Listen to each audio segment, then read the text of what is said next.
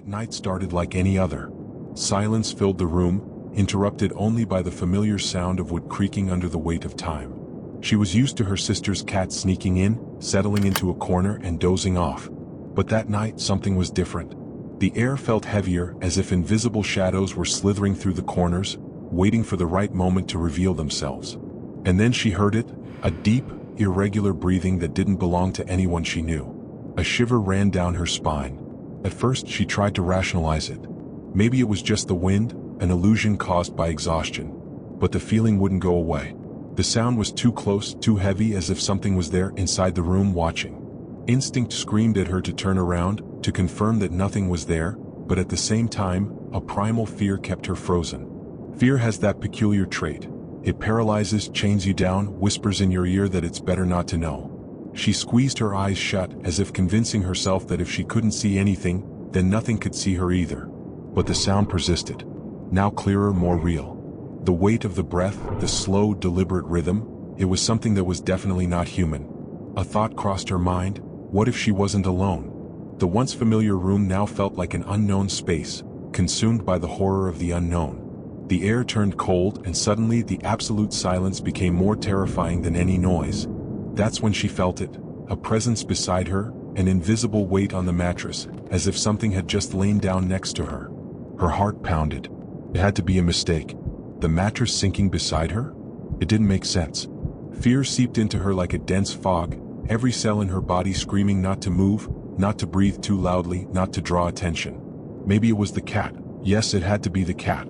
But then she remembered, the cat wasn't there that night. The only thing keeping her company was the suffocating silence and that breath that shouldn't exist.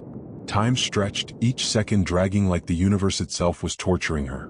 The breathing continued, heavy, slow, too deep to be her imagination. She wanted to turn, to steal a quick glance and end the doubt, but something inside her warned against it.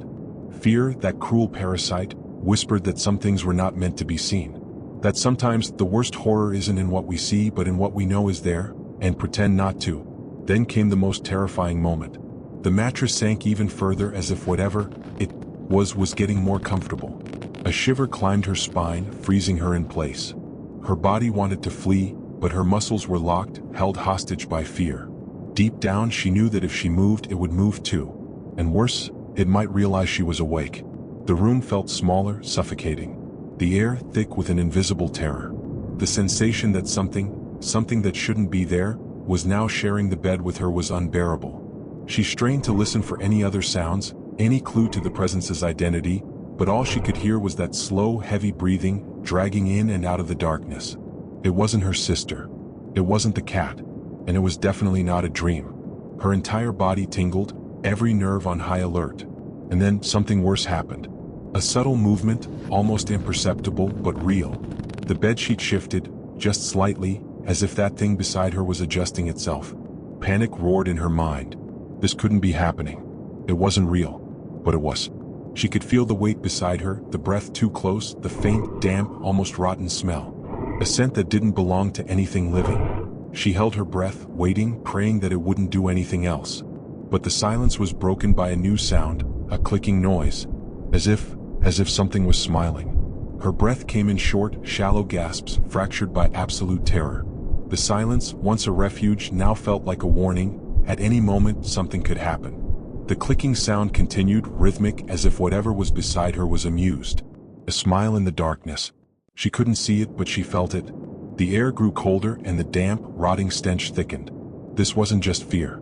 It was the certainty that she was in the presence of something that didn't belong to this world. Then the bed dipped again. A heavier weight, a slight movement, but undeniable. That being, whatever it was getting closer. She felt the mattress pressing against her back, a silent warning that the space between them was shrinking. Fear burned in her chest, locked her lungs in suffocating agony. Instinct screamed at her to run, but how do you run when any movement might draw even more attention? How do you escape from something so close that it seems to breathe with you? The clicking stopped. Silence returned. But this time, it was a silence that was thick, alive, pulsing. As if it was waiting for something. As if it wanted her to react. The tension became unbearable, time stretching into eternity. And then in the dark, a whisper. Low, raspy, raw. I know you're awake. The world stopped. Every cell in her body froze, as if time itself had held its breath alongside her. Those words echoed through the room, dripping with an indescribable horror. It was real. There was no more denying it. That thing wasn't just there. It knew. It knew she was awake, it knew she was listening. The mattress still sunken beside her, the rotting smell thick in the air, the invisible presence breathing too close. And now it had a voice. Her mind screamed in terror, but her body stayed locked in place, as if fear had seeped into her bones, taken control of her muscles. She didn't know what to do. Close her eyes and pretend it wasn't happening? Or sit up and face whatever lurked in the darkness? Neither option felt safe. Neither guaranteed that it wouldn't do something worse. The silence returned, dense, suffocating, and suddenly the only thing more terrifying than hearing that voice was not hearing it anymore. Then a new sound. The sheet sliding, slowly being pulled back. She felt the cold air brush against her now exposed skin. Her heart slammed against her ribs. Something was moving. Something was removing the only barrier between her and it. The breathing grew louder, closer. The scent of decay was now unbearable. And then she felt it. Something touched her arm. Pull. Drag. Thin fingers, impossibly long. The touch was subtle but devastating. A shudder ran through her like an electric current, and every hair on her body stood on end. It was real. There was no more room for illusions or denial. That thing, whatever it was there beside her, touching her, feeling her. Fear was no longer just a weight in her chest. It was a razor-sharp blade, slicing through every rational thought. Her only hope was that it would stop there, but deep down she knew it wouldn't. The cold fingers slid slowly down her arm, as if analyzing her texture, her warmth, her fragility. The silence in the room was broken only by that slow, dragging breath, and she realized something even worse. The breathing sounded closer, as if it were leaning in. The mattress gave another small creak, and the truth was undeniable. It was looming over her. Her heart pounded so violently she thought it might burst. What would happen now? She didn't want to find out. But what if it was already too late? Then it spoke again.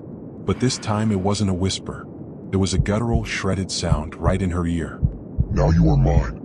That was the last thing she heard before everything went black. When she woke up, it was morning and the room looked exactly the same, except for one detail. The side of the bed where it had been was slightly indented and cold. No sign of what had happened. Nothing but the terrifying memory and a strange, lingering sensation. A persistent shiver on her skin, as if she were still being watched. As if it had never left. And then something caught her eye. On the bedroom door, a long, deep scratch, as if sharp claws had carved into the wood overnight. The final proof that none of it had been a dream. But if it had been there, and left, could it come back? Was it already waiting for the next night?